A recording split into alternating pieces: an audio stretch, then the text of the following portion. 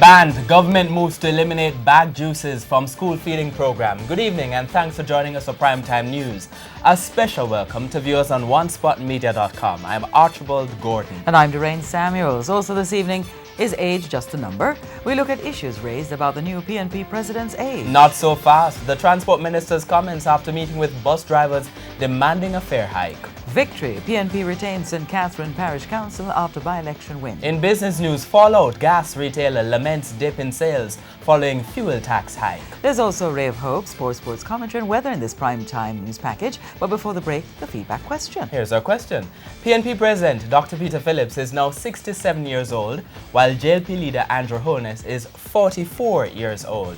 Would their ages influence your voting decision? Share comments online, facebook.com/television Jamaica and tweet @televisionjam. Stay with us. Primetime News returns right after these messages.